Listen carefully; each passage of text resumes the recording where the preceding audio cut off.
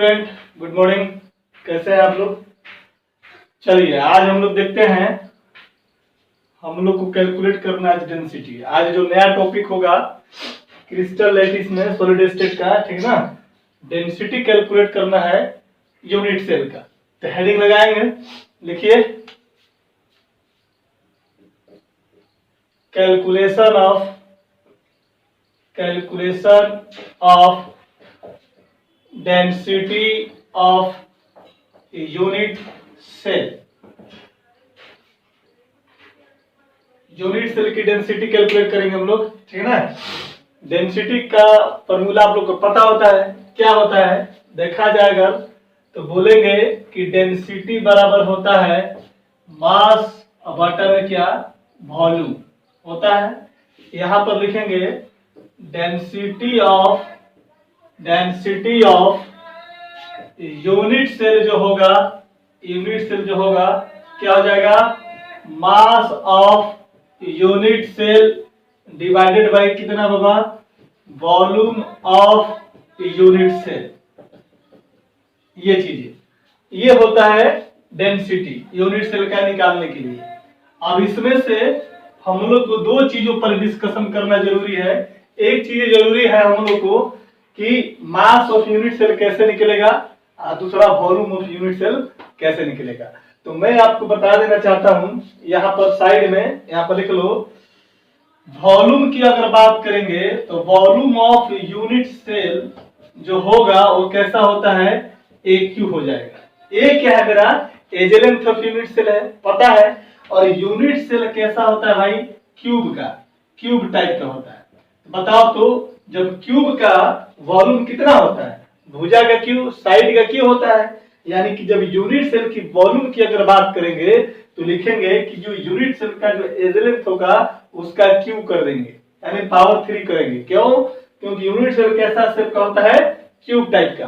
तो क्यूब का वॉल्यूम कितना होता है, साइड का क्यू होता है, इसलिए वॉल्यूम ऑफ यूनिट सेल कितना हो जाएगा आपका, ए क्यू हो जाएगा। फिर हम लोग बात करेंगे कि सर इसका मास कैसे निकलेगा। तो यहां पर देखिए, यहां पर दिखाई देगा ना, चलो देखो यहां पर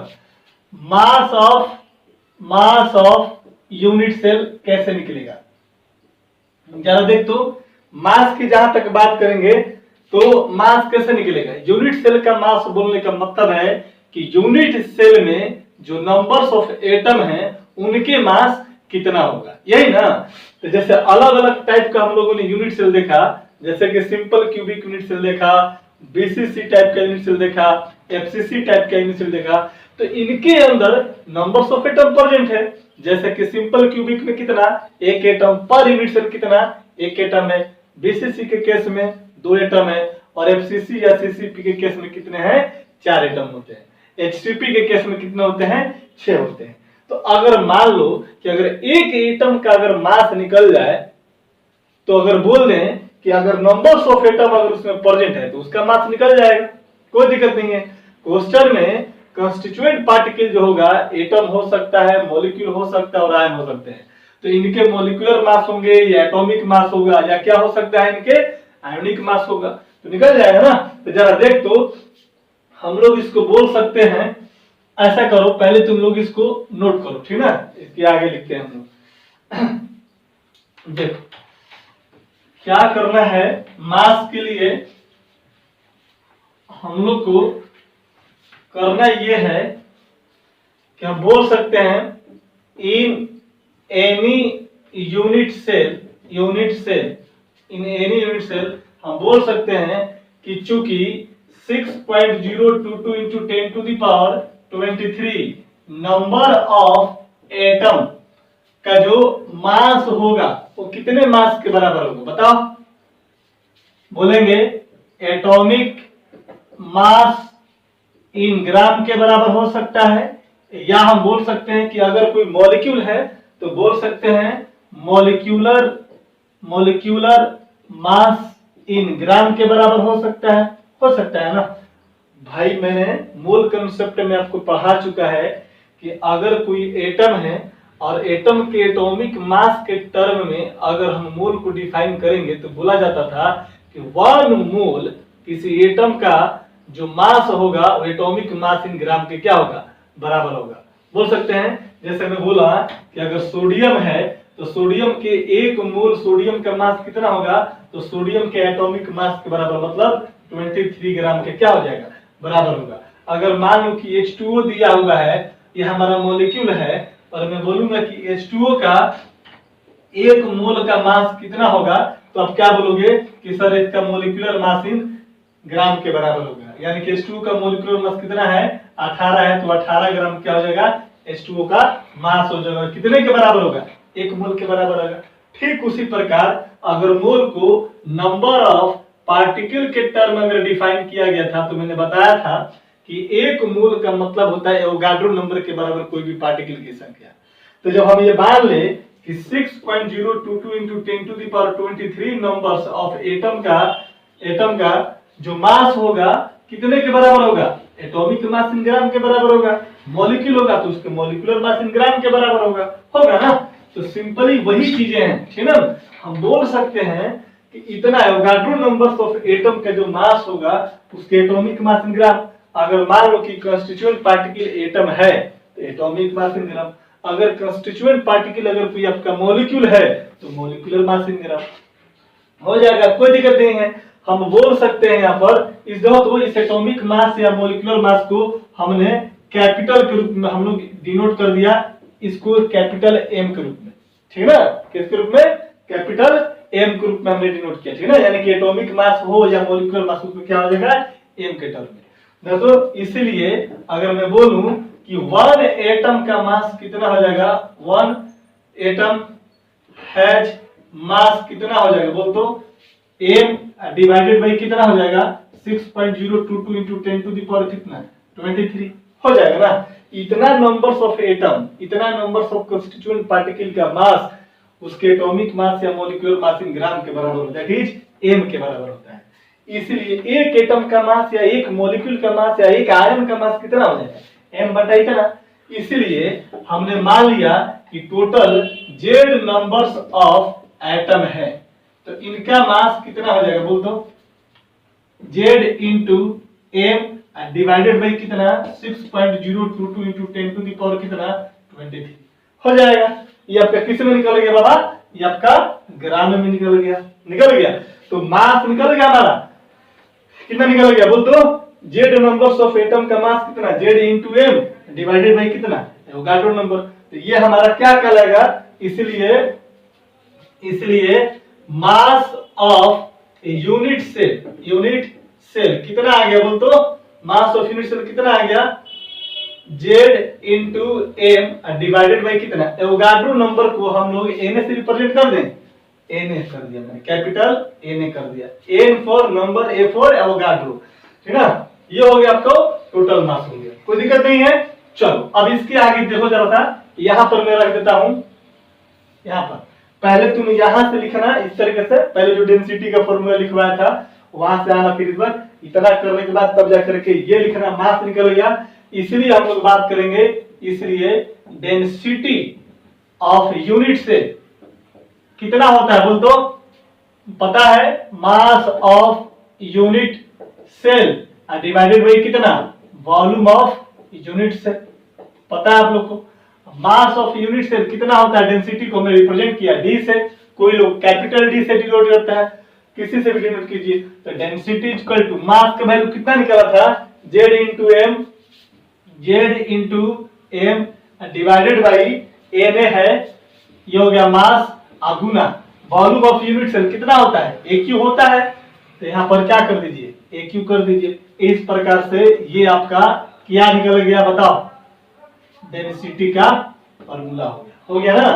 वेयर z क्या है, numbers of atom per unit cell, m क्या है, मॉलिक्यूलर मास या एटॉमिक मास, Na क्या है, एवोगाड्रो नंबर, और AQ क्या है बाबा, A क्या होता है, edge length of unit cell होता है, ठीक ना। नोट कीजिए इसको फटाफट। चलिए आगे चले, आप देखते हैं।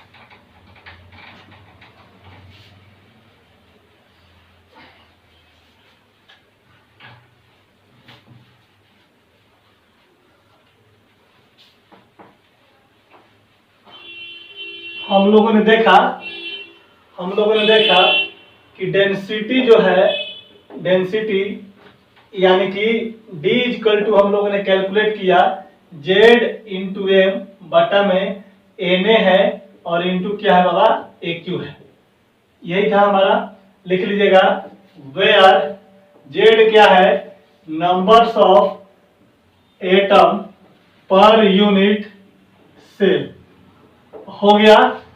Z का वैल्यू लिख सकते हैं फॉर SC के लिए कितना, Z इक्वल टू 1 पुट कीजिएगा।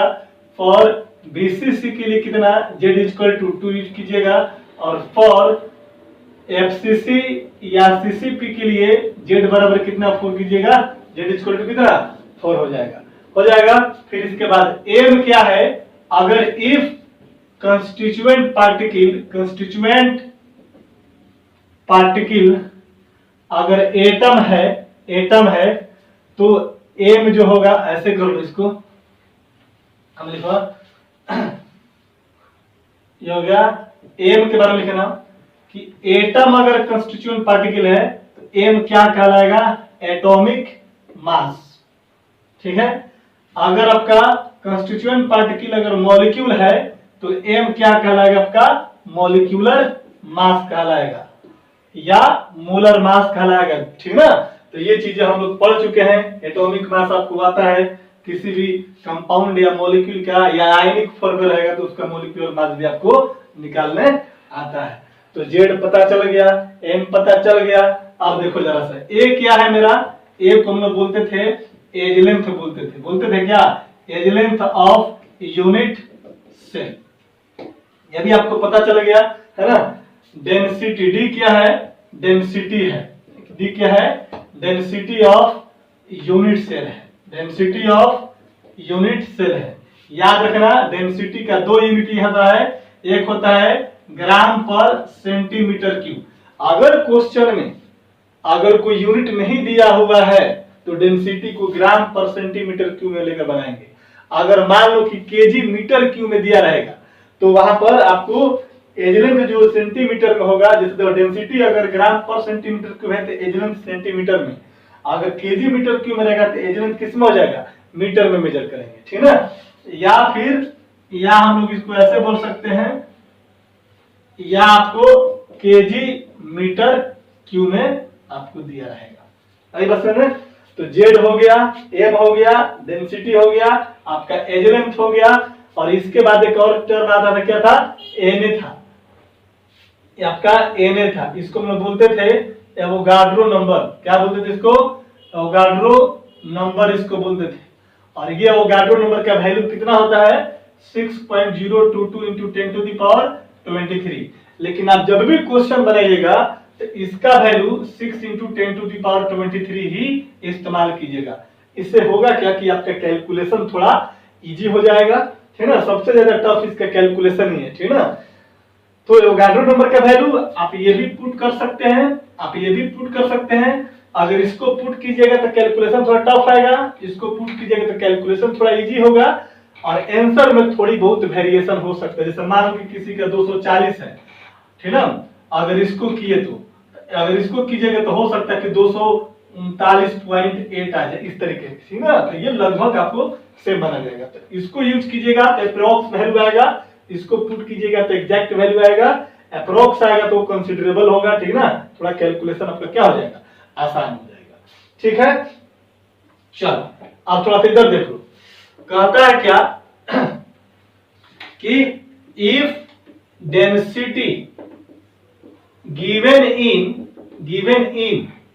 gram per centimeter cube, then the value of the unit of a मतलब एज लेंथ किस में हो जाएगा, सेंटीमीटर में, इन सेंटीमीटर, याद रखिएगा।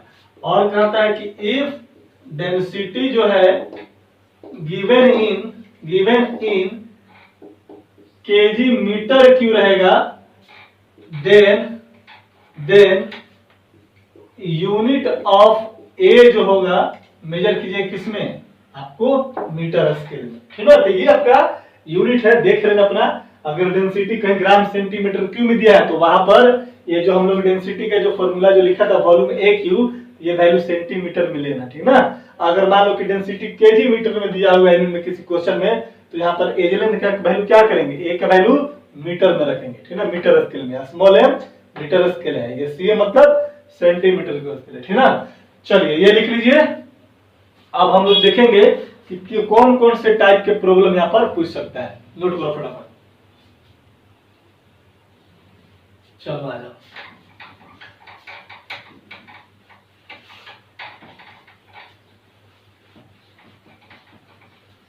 देखेंगे types of problem.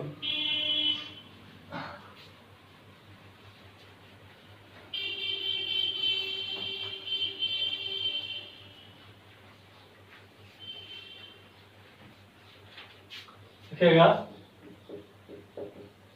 Types of problem.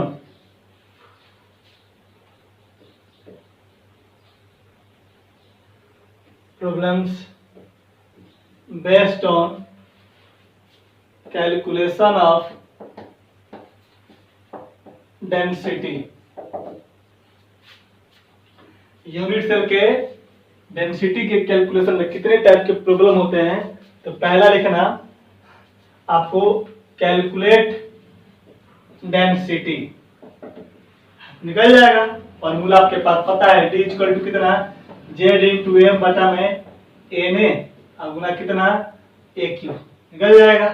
दूसरा जरा देख, आपसे क्वेश्चन में पूछेगा calculate the atomic mass of element, जो कंस्टिट्यूएंट पार्टिकल प्रेजेंट रहेगा उसका पूछ देगा कि उसका एटॉमिक मास क्या होगा, उसका मोलिकुलर मास क्या होगा। तो यहाँ पर एम क्या है, अगर कोई कंस्टिट्यूएंट पार्टिकल अगर एटम है तो उसका एटॉमिक मास, अगर कोई मॉलिक्यूल है तो उसका मोलिकुलर मास। तो यहाँ पर क्या लिखेंगे, कैलकुलेशन ऑफ एटॉमिक मास या मॉलिक्यूलर मास। देख तो फॉर्मूला तेरे को पता है, क्योंकि हम लोग जानते हैं कि डेंसिटी बराबर कितना होता है बाबा, Z into M N A I into कितना, ए क्यू। आपको निकालना क्या है, एम निकालना है, तो तिरछा तिरछी गुना कर देंगे। तो कितना हो जाएगा, D into N A into a cube बराबर जेड इंटू कितना हो जाएगा, एम हो जाएगा। इसलिए एम बराबर कितना हो सकता है बताओ तो, एम बराबर कितना हो सकता है, D N A into a cube divided by कितना हो जाएगा, जेड हो जाएगा। ये आपका मोलिकुलर मास निकल गया। एटॉमिक मास पूछेगा तो एटॉमिक मास आपका निकल गया, है ना। तीसरा चीज देख तो, तीसरा चीज आपसे पूछ सकता है नेचर ऑफ यूनिट सेल। क्या पूछ सकता है आपका, नेचर ऑफ यूनिट सेल पूछ सकता है। यूनिट सेल पूछेगा कि यूनिट सेल का नेचर क्या होगा। तो यूनिट सेल का नेचर का मतलब होता है कि सिंपल क्यूबिक है कि बीसीसी है कि एफसीसी है कि सीसीपी है, ये पूछेगा, ठीक ना। नेचर बोलने का मतलब क्या हो गया कि यूनिट सेल का टाइप कौन सा है, सिंपल क्यूबिक है कि बीसीसी है कि आपका एफसीसी है। तो ये कैसे पता चलेगा, अगर आपको जेड का वैल्यू पता चल जाए, अगर ये वाला जेड है, अगर ये जेड का वैल्यू अगर आपको पता चल जाए कि जेड का वैल्यू अगर बोले कि अगर 1 है तो यूनिट सेल कौन सा, सिंपल क्यूबिक। अगर जेड का वैल्यू अगर 2 है तो यूनिट सेल कौन सा, बीसीसी। अगर मैं बोलूं कि जेड का वैल्यू अगर 4 है तो कौन सा, एफसीसी या सीसीपी। इसका मतलब कि नेचर ऑफ यूनिट सेल अगर डिसाइड करना है तो हमको effective numbers of atom per unit cell निकालना पड़ेगा, दैट इज हमें जेड का वैल्यू निकालना पड़ेगा। तो nature of unit cell given by क्या, जेड, और जेड का वैल्यू निकाल लो। तो देख तो ये फॉर्मूला हमारे पास आया, तो जेड निकाल, यहीं से निकाल दो। इसलिए जेड इक्वल टू कितना हो जाएगा, जेड इक्वल टू यहीं से निकाल लो, कितना जाएगा, ये इधर चल जाएगा, इधर ले जा दो। तो जेड इक्वल टू हो जाएगा D N A cube divided by कितना, मोलिकुलर मास या एटॉमिक मास, हो जाएगा, कोई दिक्कत नहीं है। देखो यहां से हम लिख देते हैं इधर, ये फॉर्मूला को इधर ला करके लिखते हैं, ठीक ना। इफ जेड का वैल्यू निकल जाएगा वहां से, तो बोलेंगे कि इफ जेड बराबर, अगर मान लो कि जेड का वैल्यू कितना जो 1, तो यूनिट सेल कौन सा, यूनिट सेल ऐसे कर दो यार, जेड हो गया। अगर जेड 1 हो गया तो सिंपल क्यूबिक जेड का वैल्यू अगर मान लो कि 2 आ गया तो कौन सा, बीसीसी। अगर जेड का वैल्यू 4 आ गया तो क्या बोलेंगे, एफसीसी या सीसीपी बोल देंगे। क्लियर है? तो यहां से नेचर ऑफ यूनिट से निकल जाएगा, डेंसिटी निकाल सकते हो, और कैलकुलेशन ऑफ क्या, एटॉमिक मास और एलिमेंट मिलेगा। चलिए और टाइप के देखते हैं क्वेश्चन। 3 टाइप इधर बता दिए, जल्दी कीजिए फटाफट।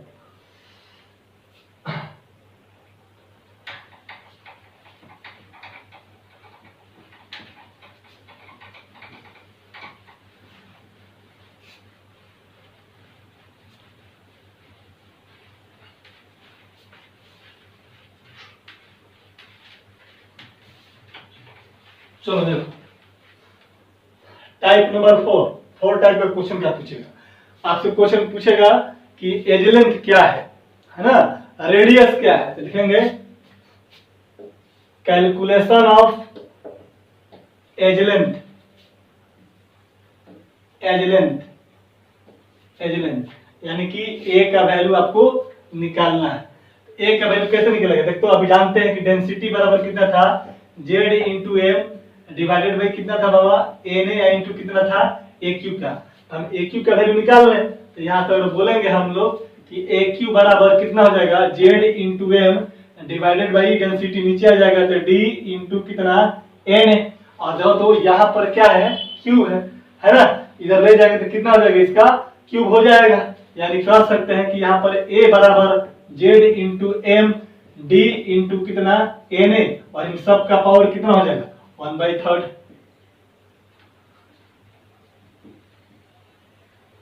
हो जाएगा। मैथमेटिकल कैलकुलेशन है, सब पढ़ा हो जाएगा, रूट वर्गमूल। अगर यहाँ स्क्वायर होता तो इसका पावर कितना, 1/2। अगर यहाँ पर क्यू है तो क्या होगा, पावर 1/3।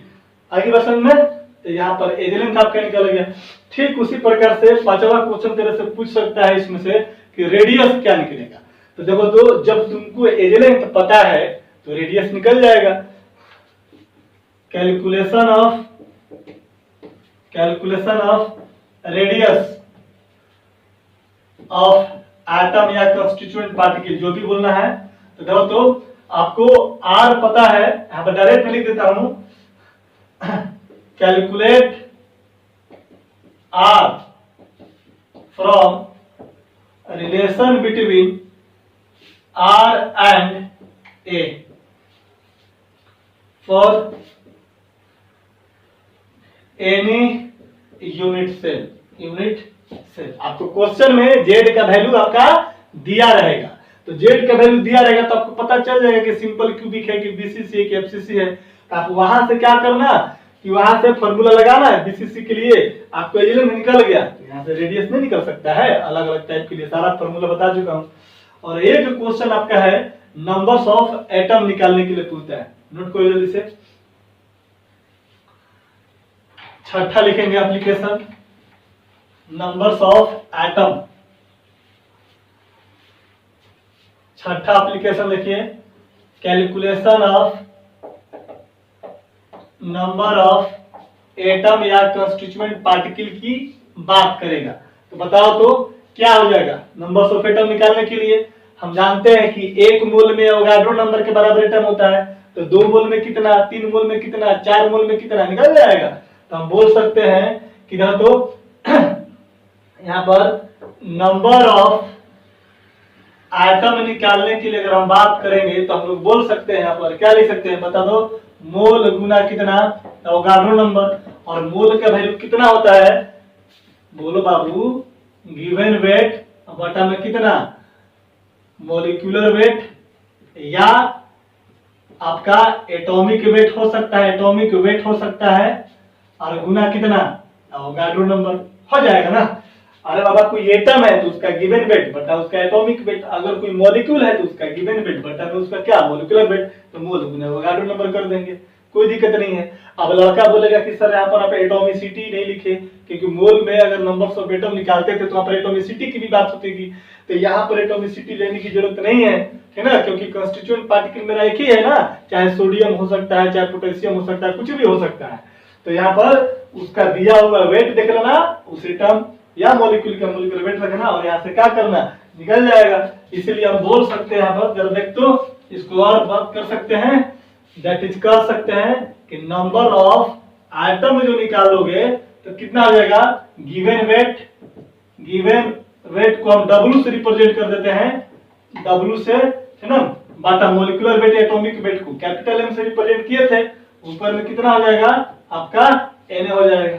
तो दिक्कत है, ये जो नंबर्स ऑफ एटम आप निकाल रहे हो, ये नंबर्स ऑफ एटम वो नहीं है, कौन सा जो आप समझ रहे हो कि जेड पर यूनिट सेल का, वो बात नहीं है। यहाँ पर नंबर्स ऑफ एटम मतलब कि हम लोग एलिमेंट में जो एटम है उसकी संख्या निकाले। एलिमेंट क्या होता था, एक मैटर होता था, बताया था physical classification, chemical classification of matter.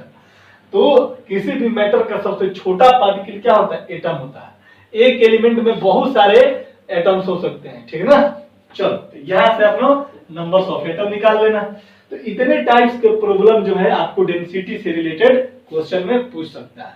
तो अब हम लोग क्या करेंगे, न्यूमेरिकल्स बनाएंगे, ठीक है।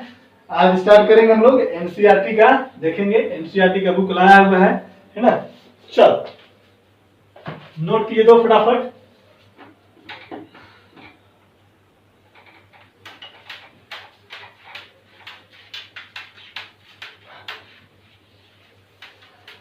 थोड़ा सा इस क्वेश्चन में दिक्कत होता है कि लड़के लोग हड़बड़ा जाते हैं, क्योंकि बहुत सारा कैलकुलेशन आएगा करने के लिए, ठीक है ना। उससे पहले कि एक और चीज मैं बता देता हूं, न्यूमेरिकल बनाने से पहले कन्वर्शन फैक्टर जरा देख लो, कन्वर्शन फैक्टर थोड़ा सा देख लो, है ना। क्योंकि आपको एज लेंथ रेडियस जो भी होगा आपको दिया रहेगा, पिकोमीटर में, नैनोमीटर में, चाहे एंगस्ट्रम में दिया रहेगा। यहाँ पर जो वैल्यू पुट करेंगे वो डेंसिटी के यूनिट के अनुसार, अगर ग्राम सेंटीमीटर क्यूब में दिया तो सेंटीमीटर में ले आएंगे, मीटर केजी मीटर क्यूब में रहेगा तो उसको मीटर में लाएंगे, ठीक है ना। तो क्या जानते हो, 1 पिकोमीटर बराबर कितना, 10 के पावर माइनस 12 मीटर बराबर, इसमें 100 से गुना करेंगे तो 10 के पावर माइनस 10 सेंटीमीटर हो जाता है। 1 एंगस्ट्रम बराबर होता है 10 के पावर माइनस 10 मीटर होता है, बराबर 10 के पावर माइनस 10 8 सेंटीमीटर हो जाता है। 1 नैनोमीटर की अगर बात करेंगे तो 10 to the power minus 9 metre होता है, और इसको अगर सेंटीमीटर में कन्वर्ट करोगे तो कितना हो जाएगा, 10 to the power minus 7 centimetre हो जाता है। इससे ज्यादा नहीं होता है, पिकोमीटर, एंगस्ट्रम, नैनोमीटर इतना ही रेंज में रहेगा। 90% क्वेश्चन आपको पिकोमीटर में एज लेंथ का वैल्यू दिया रहेगा, लेकिन हम लोग को उसमें किस में कन्वर्ट करना होगा, सेंटीमीटर में। अगर क्वेश्चन में डेंसिटी नहीं दिया हुआ किसका यूनिट किस में है तो आप ग्राम पर सेंटीमीटर क्यूब वाला लगेगा। जब डेंसिटी को ग्राम पर सेंटीमीटर क्यूब में मेजर कीजिएगा तो एज लेंथ किस में होना चाहिए, सेंटीमीटर में। अगर डेंसिटी केजी मीटर क्यूब में पूछेगा, केजी पर मीटर क्यूब में, तो एज लेंथ का वैल्यू किस में निकालेंगे, मीटर स्केल में निकालेंगे, ठीक है ना। तो ये चीज को याद रखना। वैसे ये सब चीज हम लोग 11th क्लासेज में पढ़ा दिया है, मैं इसलिए बता दिया कि बहुत सारे बच्चे लोग नए हैं, है ना। तो हो सकता है कुछ नया 12th में जो एडमिशन हुआ हो सकता है बच्चों को नहीं पता होगा, तो लोग इसको नोट कर लेगा, ठीक है ना। चलिए स्टार्ट करते हैं क्वेश्चन पे, जल्दी करो, जाने आते हैं क्वेश्चन। लिखिए एनसीईआरटी का है, ठीक ना, ये आपका एग्जाम्पल क्वेश्चन है, ठीक ना। एनसीईआरटी का जो एग्जाम्पल है उस तरह का सारा क्वेश्चन है। आइए यहाँ पर स्टार्ट करते हैं। सबसे पहले क्वेश्चन नंबर 1.3 से।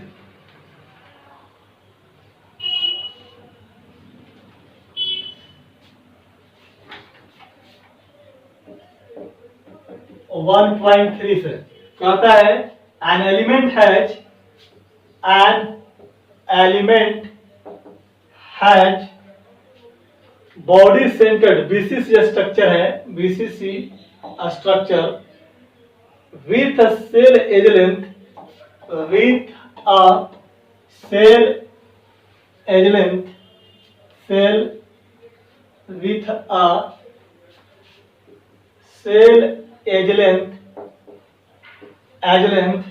दिया हुआ है 288 पिकोमीटर, पीएम दिया हुआ है।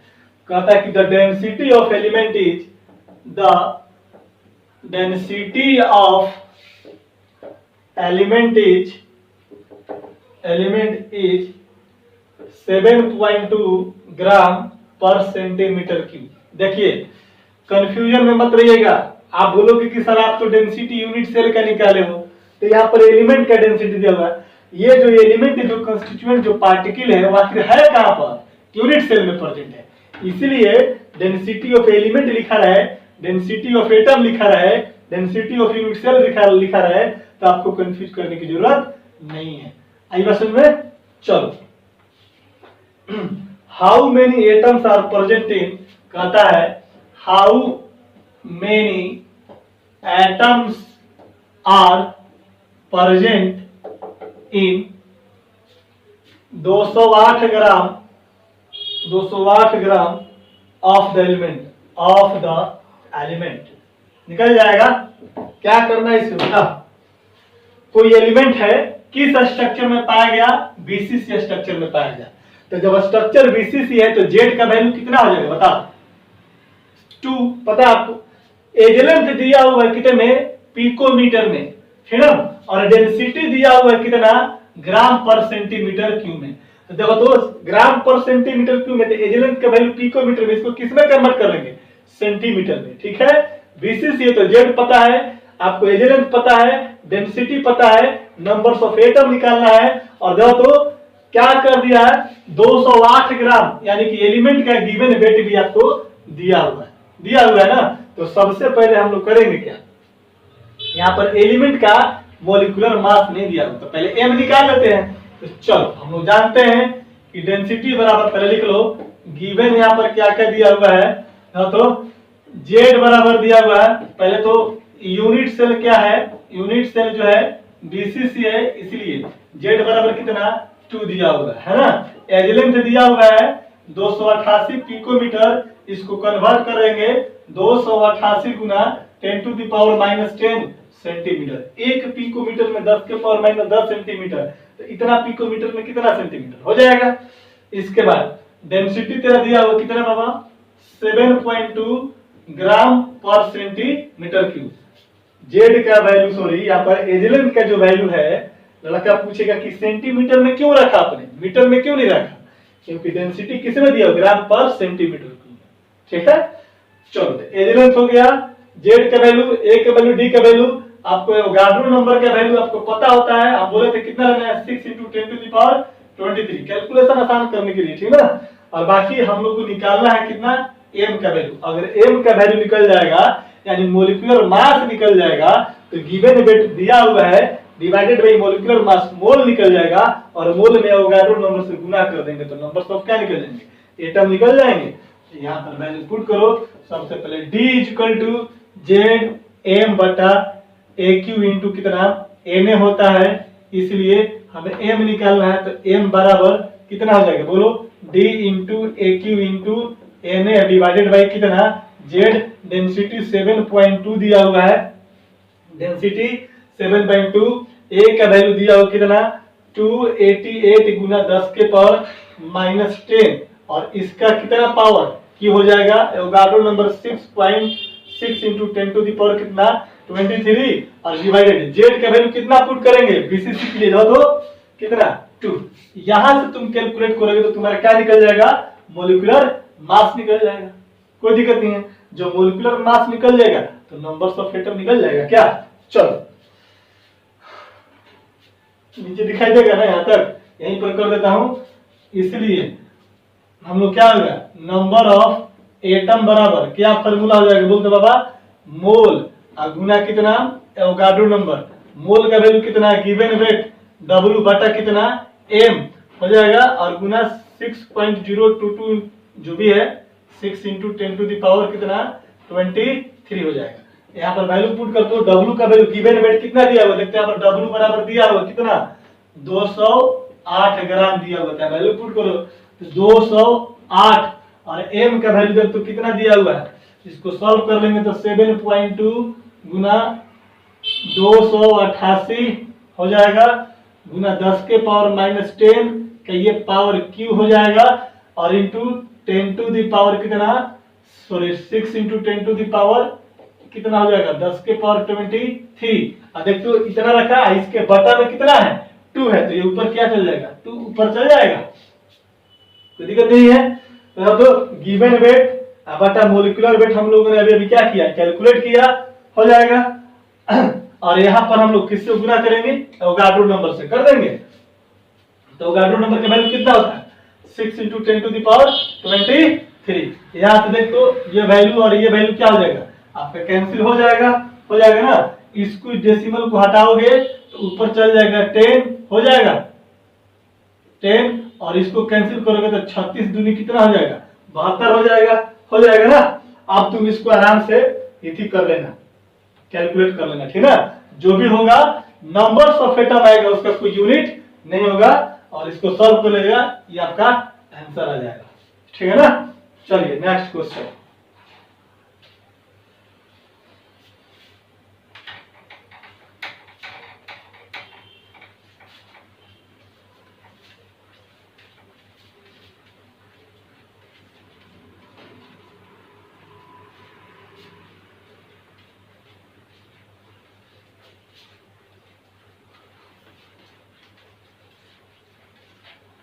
नेक्स्ट क्वेश्चन होगा,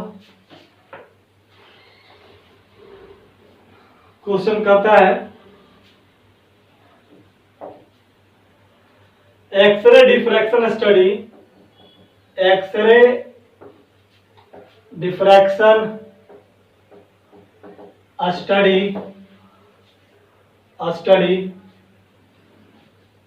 x ray diffraction study show that copper crystallizes in FCC unit cell,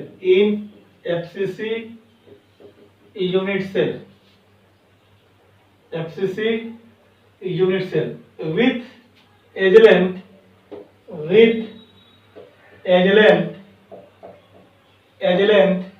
दिया उतना 3.608 × 10⁻⁻8 सेंटीमीटर दिया हुआ है।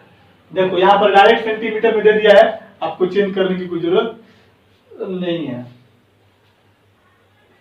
ठीक है। कह रहा है कि इन सेपरेट एक्सपेरिमेंट, कह रहा है in a separate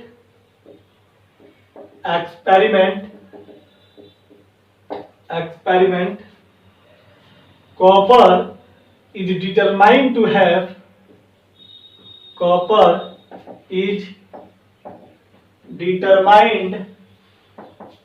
to have density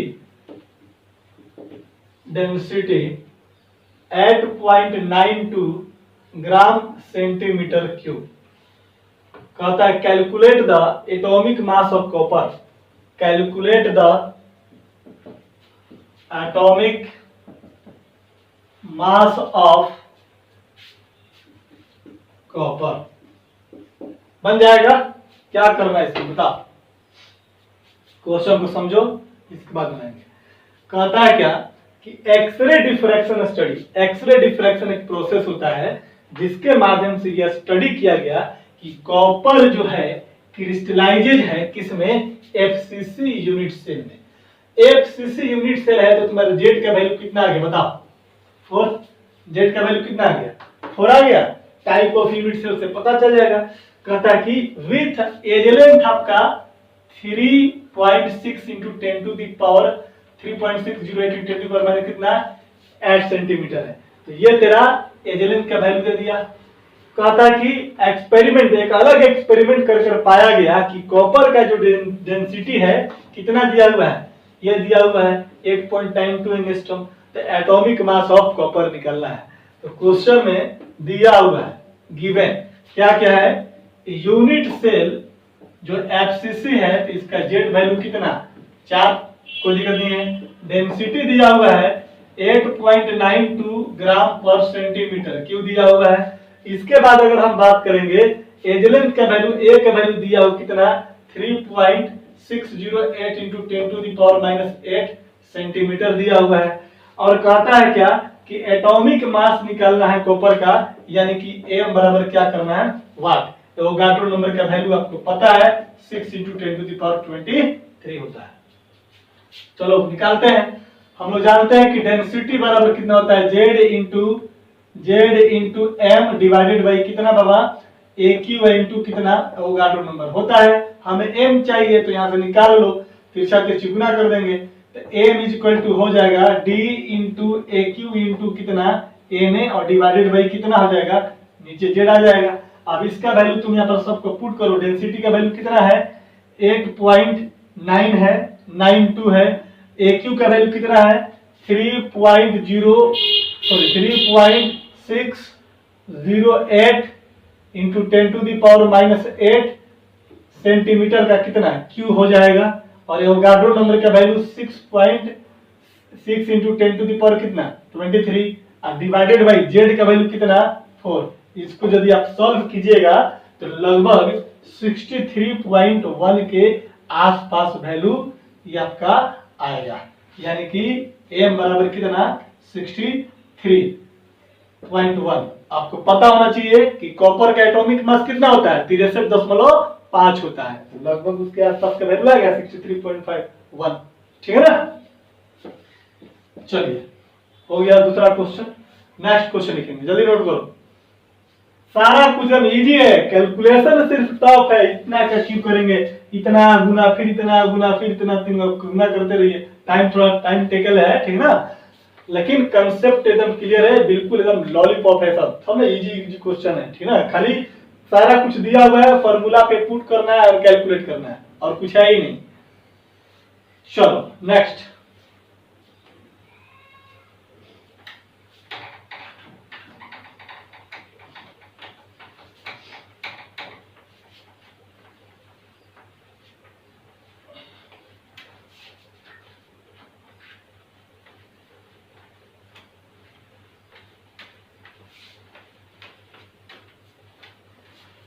next लिखिएगा,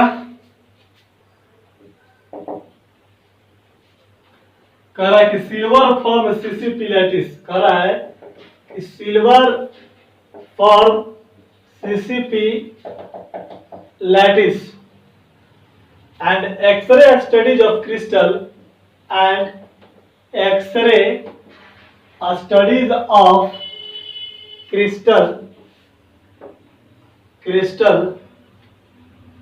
so that the edge length of a unit cell is 408.6 picometer। कहता है calculate the density of silver, calculate the density of silver. यहाँ पर बगल में दे दिया हुआ है एटॉमिक मास ऑफ सिल्वर दिया हुआ कितना बाबा, 208 पॉइंट कहाँ गया, 107.9 107.9। ये आपको क्वेश्चन में दिया हुआ है, बन जाएगा। क्या करना है देखो, तो सिल्वर कोई एटम है, एलिमेंट है, फॉर्म क्या करता है, सीसीपी लैटिस को फॉर्म करता है। सीसीपी जैसे ही लैटिस आ गया, सीसीपी हो या एफसीसी हो, इसके लिए जेड का वैल्यू कितना हो गया तेरे पास 4।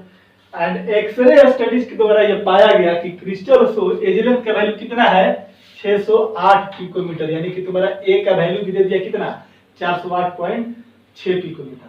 तो कहता है कि डेंसिटी का वैल्यू निकालिए, और यहाँ पर एटॉमिक मास ऑफ सिल्वर यानी कि एम का वैल्यू दे दिया कितना 107.9। आप इसको लगभग 108 मानते हो, हम लोग वैसे भी सिल्वर का एटॉमिक मास कितना 108, ये एक्सपेरिमेंटल वैल्यू है, ठीक ना, एक्सपेरिमेंट करके जो पाया गया, ठीक ना।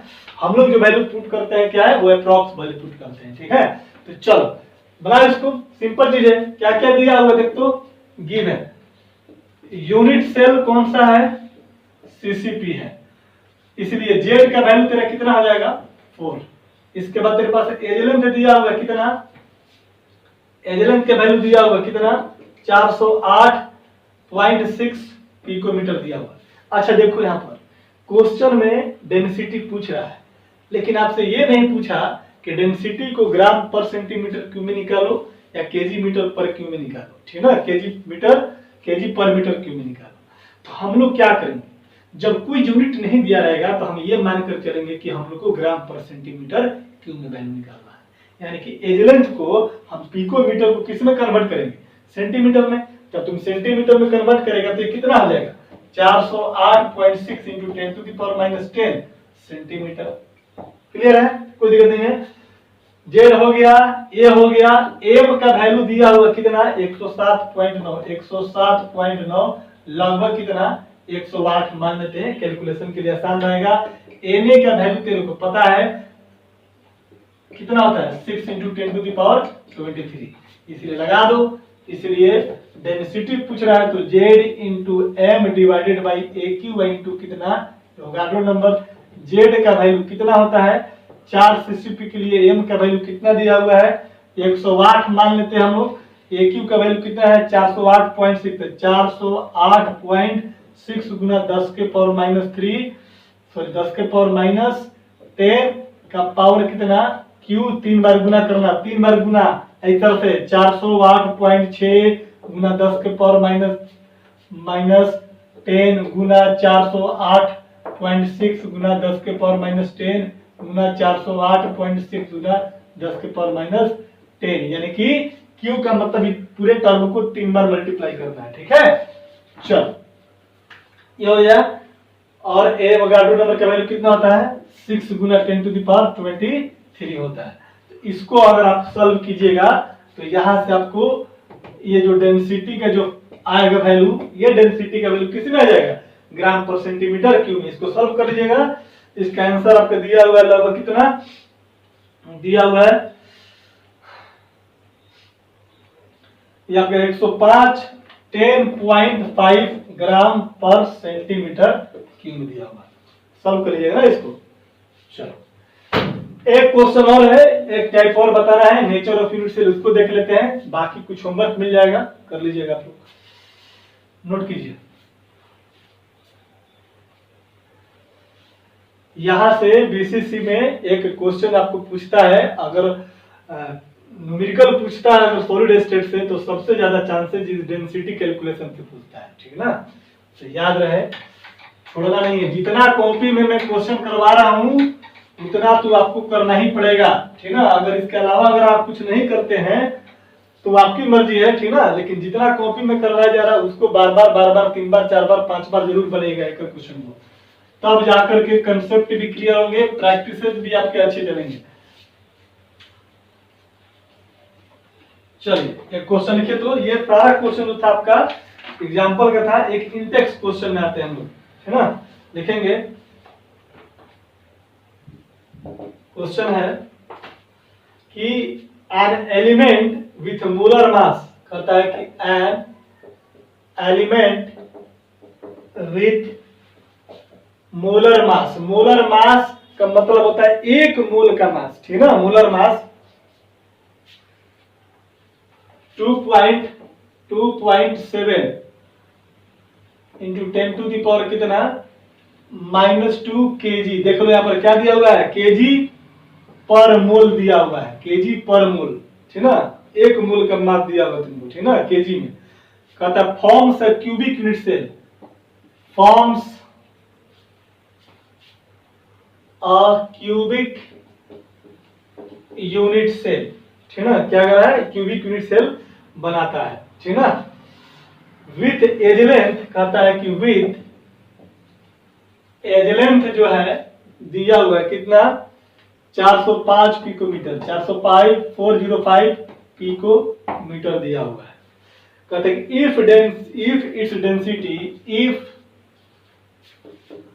इट्स डेंसिटी यानी एलिमेंट का डेंसिटी दिया हुआ है कितना दिया हुआ आपका 2.7 इंटू 10 टू द पावर कितना 3 केजी पर मीटर क्यू दिया हुआ, 3 केजी पर मीटर क्यू। तो कहता है आपका what is the nature of cubic unit cell, कहता है कि what is the nature of cubic unit cell, यानी कि इस बार क्या पूछ दिया, यूनिट सेल का नेचर पूछ दिया कि जो एलिमेंट होगा वो कौन से यूनिट सेल में क्रिस्टलाइजेज है, ठीक ना। तो यूनिट सेल का नेचर कौन बताएगा, जेड बताएगा। यानी कि इस बार जो हम लोग को निकालना है वो जेड का वैल्यू निकालना है। देखो बराबर क्या क्या दिया हुआ है, गिवन है क्या क्या बाबा, ए का वैल्यू दिया हुआ कितना 405 पिकोमीटर। अब जरा सा बात करते हैं, डेंसिटी आपको किसमें दिया हुआ है, केजी पर मीटर क्यूब, याद आ रहा है, केजी पर मीटर क्यूब में। तो ये एज लेंथ का वैल्यू पिकोमीटर को किसमें कन्वर्ट करेंगे, मीटर में या सेंटीमीटर में, मीटर में। यहाँ पर देखो केजी पर मीटर है, यहाँ पर कितना आ जाएगा 405 इंटू 10 टू दी पावर कितना -12 मीटर। एक पिकोमीटर बराबर कितना 10 के पावर -12 मीटर होता है, इसलिए 405 पिकोमीटर बराबर कितना 405 गुना 10 के पावर -12 मीटर हो गया। एलिमेंट पता चल गया। मोलर मास मतलब कि एटॉमिक मास बोलिए या मॉलिक्यूलर, एलिमेंट है तो एटॉमिक मास कंसीडर करेंगे। एम का वैल्यू कितना दिया हुआ है 2.7 इंटू 10 टू दी पावर -2 दिया हुआ है। इसके बाद कह रहा कि इस डेंसिटी यहाँ पर दिया हुआ है, डी बराबर दिया हुआ तेरा 2.7 इंटू 10 टू दी पावर कितना 3 दिया हुआ है। अब कहता है क्या कि यूनिट सेल का नेचर पता है, यानी कि जेड अगर हमको मालूम चल जाए तो हो जाएगा। अगर जेड का वैल्यू अगर 1 आएगा तो सिंपल क्यूबिक, जेड का वैल्यू 2 आएगा तो बीसीसी, जेड का वैल्यू 4 आएगा तो एफसीसी या सीसीपी बोलेंगे उसको। और एवोगाड्रो नंबर का वैल्यू आपको पता ही है 6 इंटू 10 टू दी पावर कितना 23। तो हम लोग को जेड निकालना है, तो डेंसिटी का फॉर्मूला आपको पता है, आप यहाँ से डेंसिटी का फॉर्मूला पुट करो। डेंसिटी बराबर होता है Z into M a Q into कितना, नीचे में आ जाएगा आपका एवोगाड्रो नंबर। यहाँ से हम लोग को जेड निकालना है, इसलिए जेड इक्वल टू डी गुना ए क्यू गुना एवोगाड्रो नंबर डिवाइडेड बाई कितना atomic mass, molecular mass, molar mass, जो बोल रहा है एलिमेंट का सारा वैल्यू पुट कीजिए, आ जाएगा जेड इक्वल टू, यहाँ पर डेंसिटी कितना दिया हुआ है 2.7 इंटू 10 टू दी पावर कितना है बाबा 3 है, 3 ए क्यू कितना है 405 गुना 10 के पावर -12 का कितना हो जाएगा क्यू हो जाएगा। एवोगाड्रो नंबर कितना 6 गुना 10 के पावर कितना 23 डिवाइडेड बाई एम का वैल्यू कितना हो जाएगा, जरा देख तो एम का वैल्यू क्या है 2.7 गुना 10 के पावर कितना -2, 2.7 से 2.7 कैंसिल हो जाएगा, 10 के पावर -2 उधर चल जाएगा, ऊपर चल जाएगा, हो जाएगा।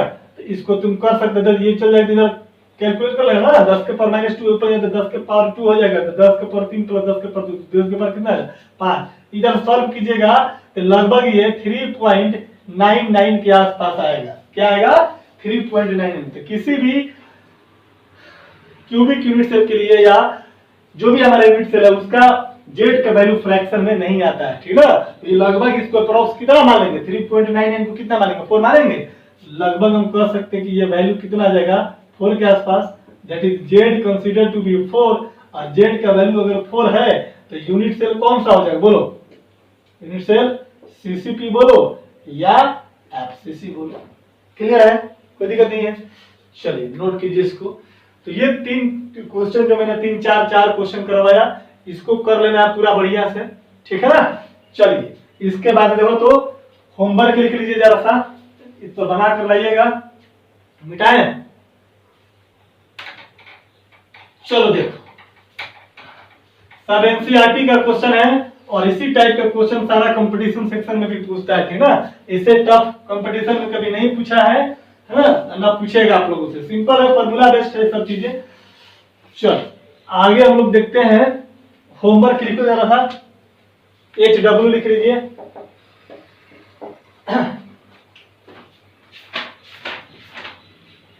एनसीईआरटी है, एनसीईआरटी एक्सरसाइज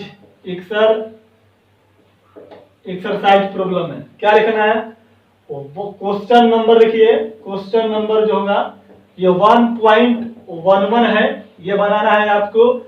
इसके बाद 1.13 है, ये बनाना है। इसके बाद 1.15 क्वेश्चन है और इसके बाद जो है आपका रेडियस और रेडियस से रिलेटेड क्वेश्चन है, डेंसिटी नहीं है तो कल रेडियस बना लिए थे, ये भी बना लीजिए। 1.21 है, ये वाला क्वेश्चन रेडियस एलिमेंट के रिलेशन से बन जाएगा, ठीक है ना। और एक क्वेश्चन है आपका 1.24 है। तो 1 2 3 4 5 क्वेश्चन आपका होमवर्क हो गया एनसीईआरटी का, ठीक है ना। इसमें थोड़ा सा प्रॉब्लम होगा, ज्यादा प्रॉब्लम नहीं होगा, ठीक है ना। तो इतना तो आराम से बन जाएगा, सब सिंपल है जितना बनाना, ठीक है ना। चलिए आज की कहानी इतना ही तक, ठीक है ना। इसी तरह से पढ़ते रहिए मन लगा करके, ठीक है ना। कुछ लड़कों का होमवर्क देखे बड़ा है, कुछ लड़का लोग आज ज्यादा बना कर भेजा है। सब धीरे धीरे अपने आप को ढालिए इस माहौल में, ठीक है ना। क्योंकि अगर आपको एग्जाम पास करना है, बेहतर रिजल्ट लाना है, तो आपको आदत बनानी पड़ेगी पढ़ने के लिए, ठीक है ना। कभी भी अब उस तरह से नहीं हो पाएगा, ये साल तो लगभग नहीं हो पाएगा, ठीक है ना। बहुत मेहनत करके आदमी यहाँ पर काम करता है, ठीक है ना। इसलिए आप खुद से ईमानदार रहिए। बार बार बोलने का मतलब ये नहीं है कि मैं आपको फ्रस्ट्रेट कर रहा हूँ या मैं आपको इंसल्ट कर रहा हूँ, ये आपके फ्यूचर के लिए बात की जा रही है, ठीक है ना।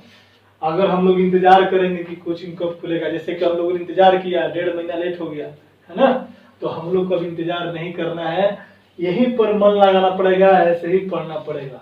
हाँ दिक्कत होगा, थोड़ा बहुत दिक्कत होगा, आंखों में प्रॉब्लम होगी कि जरा आंख दर्द कर रहा है तो ये दर्द कर रहा है, होगा ये सब। क्योंकि लगातार 3-3 गो 4-4 गो लेक्चर को पढ़ना, इसीलिए इसको मैंने लाइव नहीं पढ़ा करके बल्कि हमने वीडियो रिकॉर्ड करके डाल दिया, और आप अपने सहूलियत के अनुसार पढ़ो, ठीक है ना। और अपने आप को कोशिश करो कि आने वाले 1 सप्ताह में 10 दिन में अपने आप को ऑनलाइन स्टडी करने के लिए परफेक्ट बना लोगे, तो आपके लिए उतना ज्यादा बेटर रहेगा, ठीक है। चलिए नोट कर लीजिए इसको, ये होमवर्क कंप्लीट करके आइएगा। संडे को कोई लेक्चर नहीं मिलेगा आपको फिजिक्स या केमिस्ट्री या मैथ या बायोलॉजी का, ठीक है ना। हम चाहते हैं कि संडे को आप लोग रेस्ट कीजिए, ठीक है ना। उसके लिए कोई दिक्कत नहीं है, ठीक है ना। लेक्चर तो आपको हम लोग तो अपना रेस्ट नहीं रहेंगे, हम तो अपना काम करेंगे। आप लोग थोड़ा सा होमवर्क वगैरह मिलता है तो बढ़िया से नोट्स वगैरह सारा कंप्लीट कर लिया कीजिए, ठीक है ना। चलिए मिलते हैं हम लोग नेक्स्ट क्लास में, ठीक है ना। नेक्स्ट क्लास में हम लोग पढ़ेंगे packing fraction and packing fraction efficiency के बारे में, या एक आधु का क्वेश्चन और देख लेंगे हम लोग यहाँ से, ठीक है ना। चलिए ठीक है, बाय, गुड नाइट।